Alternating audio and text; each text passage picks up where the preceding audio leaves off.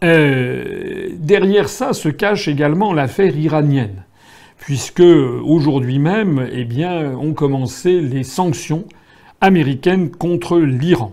Alors là, on est dans le domaine quand même grave, puisque je rappelle que les États-Unis, que Donald Trump a fait sortir les États-Unis de l'accord nucléaire iranien, qui avait été signé il y a quelques années et qui avait, moyennant le fait que l'Iran s'engageait, on pouvait le vérifier, à ne pas créer d'armes nucléaires, eh bien, il y avait eu une levée des sanctions, un début d'ouverture commerciale de l'Iran vers l'étranger. Donald Trump a estimé que cet accord était bancal, qu'il était incomplet parce qu'il n'était pas assez sévère quant aux possibilités balistiques d'envoyer des armes nucléaires, et donc que l'Iran finalement avait obtenu un accord trop favorable. Et puis les États-Unis se sont heurtés en fait à l'opposition farouche, je rappelle, non seulement de la Chine et de la Russie, mais également la plus grande partie des pays du monde, et notamment, et ça mérite d'être souligné, de l'Union européenne qui, pour une fois, a décidé de ne pas accepter le chantage américain, puisque les États-Unis ont décidé de mettre des sanctions de façon avec un processus dit extraterritorial, c'est-à-dire d'appliquer des sanctions à des entreprises, par exemple françaises, qui travailleraient en Iran, par exemple en leur imposant le refus d'entrer sur le marché américain ou en leur imposant des amendes. Alors vous avez suivi cette affaire. Et il y a un certain nombre d'entreprises françaises très pusillanimes qui ont décidé de se retirer d'Iran. Mais il y a quand même eu une espèce de mouvement général en Europe pour refuser ce chantage. Je rappelle que les États-Unis, sur cette affaire de se retirer de l'accord nucléaire avec l'Iran, les États-Unis n'ont guère comme alliés que Israël et l'Arabie saoudite. L'Arabie saoudite étant assez alliés, de plus en plus alliés discrètement d'Israël. On est loin du temps du roi Faisal de 1975. Désormais, l'Arabie saoudite a partie très liée avec les États-Unis. Ça n'est pas nouveau, puisque l'Arabie saoudite a quasiment été créée par les États-Unis, mais également avec Israël. Et pourquoi ça? Parce que l'Arabie saoudite est l'ennemi juré au plan régional de l'Iran. L'Arabie saoudite qui est le leader de l'islam sunnite, et même plus de l'islam wahhabite dans sa version rigoriste, alors que l'Iran est le leader de l'islam chiite, comme vous le savez, qui est beaucoup moins développé, parce qu'on trouve le chiisme quasiment que en Iran, dans une partie un peu majoritaire de l'Irak, et puis également un petit peu ici ou là, et notamment au Liban, avec son parti politique attitré qui est le Hezbollah, qui est le parti de Dieu, le parti des Libanais chiites, qui sont en fait les prolétaires, qui sont en fait les Libanais les moins riches du Liban.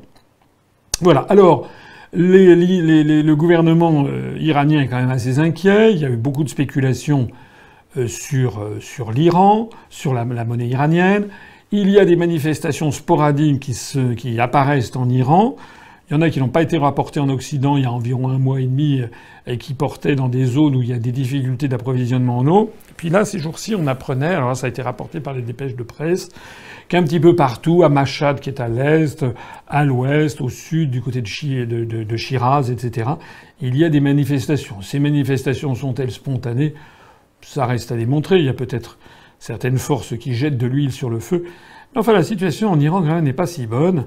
Elle est en train de se dégrader. Et évidemment, derrière l'Iran, ce qui est visé, c'est évidemment la Russie qui a fait quand même, depuis une dizaine d'années, quasiment un sans faute, et qui est revenu tout à fait en avant sur la scène du Moyen-Orient, là où la France, en revanche, a complètement disparu du fait de son impéritie en matière diplomatique, tout spécialement avec les décisions délirantes de François Hollande en Syrie.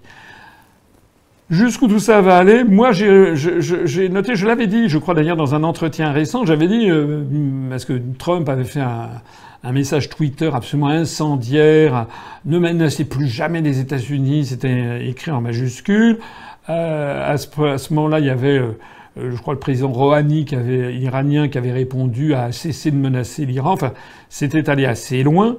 Et je me rappelle dans un entretien antérieur, j'avais dit, mais si ça se trouve, c'est un petit peu la commedia dell'arte, comme on dit en Italie, c'est-à-dire une espèce de rodomontade faite par Donald Trump qui annonce peut-être un revirement à 180 degrés. C'est presque ce que l'on a failli voir récemment, puisque hier ou avant-hier, Donald Trump tout d'un coup a laissé entendre que finalement il pourrait très bien se rencontrer avec les plus hautes autorités iraniennes, ce qui serait nouveau depuis très longtemps. On commence au passage à cerner la personnalité de Trump. Donald Trump est un type qui est un type très malin. C'est pas du tout un abruti ou un idiot comme les médias occidentaux veulent nous le faire croire. C'est un homme qui est assez imprévisible, qui est un sanguin probablement, qui doit avoir, je le subodore, des colères homériques. C'est quelqu'un qui a des préjugés sexistes, racistes, etc., qui ne le rendent pas toujours sympathique. Ça, c'est un fait. Mais c'est aussi quelqu'un qui a réussi à la force du poignet et surtout à la force de sa fortune à s'imposer à la tête des États-Unis contre la volonté de l'État profond, comme on dit, du Deep State aux États-Unis. Et en réalité, Donald Trump, son principal adversaire, ce n'est ni Moscou, ni l'Union européenne, ni l'Iran, ni je ne sais pas quoi. Son adversaire principal, c'est l'État profond aux États-Unis qui veut faire croire, notamment à l'opinion publique occidentale et en particulier française, que les Américains rêveraient de se débarrasser de Trump. Rien n'est moins vrai. Un sondage récent a montré que Donald Trump caracolait avec, je sais plus si c'était 45 ou 49% d'opinion positive. Il faut dire qu'il y a une embellie économique extraordinaire aux États-Unis avec un taux de croissance de 4,1%. 4,1% de taux de croissance aux États-Unis, alors que nous, la France se traîne lamentablement entre 0,2 et 1, et quelques depuis des années. 4,1% de taux de croissance aux États-Unis. Et Donald Trump s'est félicité, je crois que c'était hier ou avant-hier, par un de ses messages Twitter provocateurs dont il a le secret, en disant que finalement la réintroduction des barrières tarifaires aux échanges, vous savez qu'il a augmenté de façon importante, de 10%, toute une série d'importations provenant de Chine, et qu'il a maintenant menacé de taxer de façon vraiment très importante la quasi-totalité des importations chinoises. Alors tout le monde a hurlé, enfin tout le monde, les élites euro-atlantistes, le Fonds monétaire international dirigé par Madame Christine Lagarde, tout ce petit monde qui fricote à Davos ou qui fricote au club du Bilderberg, tous ces gens qui se reconnaissent entre eux, qui appartiennent en fait au club dirigeant des pays de l'OCDE et qui donc frémissent. Mais en réalité, il n'est pas sûr que Trump ait tort et que, à partir du moment où il l'a dit d'ailleurs que si on continuait comme ça, il y aurait bientôt plus d'industrie aux États-Unis. À partir du moment où il réintroduit des barrières tarifaires dans les droits de douane, eh bien ça change l'eau du bocal, comme on dit. C'est-à-dire qu'au lieu de changer les poissons et d'avoir toujours la même eau, lui il change l'eau du bocal complètement. On ne sait pas où on va, mais une chose est quand même certaine, c'est que Donald Trump est en train de changer profondément les orientations générales du monde.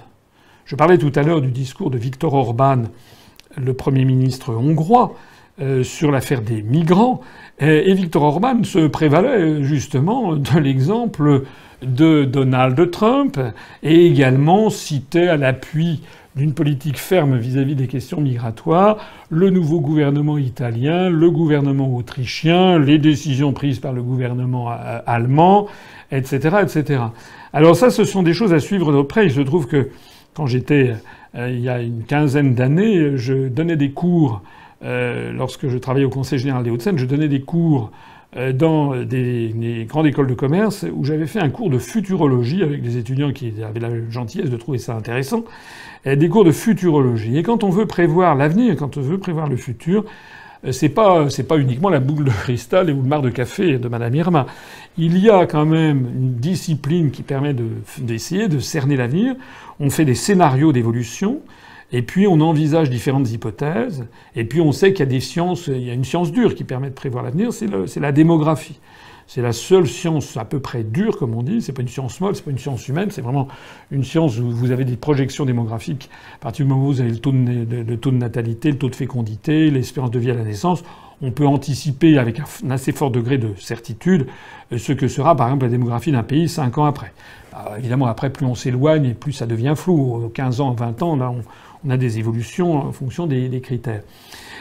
Tout ça pour dire que quand on fait de la futurologie, on essaie de retenir ce que l'on appelle des faits porteurs d'avenir, hein, des faits dont le flair, l'intuition montrent que ce sont des éléments qui peuvent être formateurs, annoncer le monde nouveau qui arrive. Et quand c'est pas un événement, mais 2, 3, 4 événements comme ça qui vont dans le même sens, on a vraiment la puce à l'oreille. Et lorsqu'en plus de ça, ces événements viennent des États-Unis d'Amérique, qui, qu'on le veuille ou non, ont plutôt quand même tendance à donner le là, comme on dit, à l'ensemble du monde occidental, pour ne pas dire au monde entier, depuis la fin de la Seconde Guerre mondiale, eh bien, il faut regarder ça d'à peu près et ne pas balayer ça d'un revers de la main en disant « Mon Trump, là, bientôt il va être à mi-mandat, il va se rétablir aux élections, et puis dans 2 ans, on en est débarrassé. » C'est pas impossible, mais ça n'est pas du tout certain. Ça n'est pas du tout certain. Il est tout à fait possible que Trump ait de bonnes élections de mid-term, comme on dit. D'ailleurs, j'ai vu que les démocrates ont appelé Barack Obama à la rescousse parce que les sondages sont pas si bons que ça pour eux.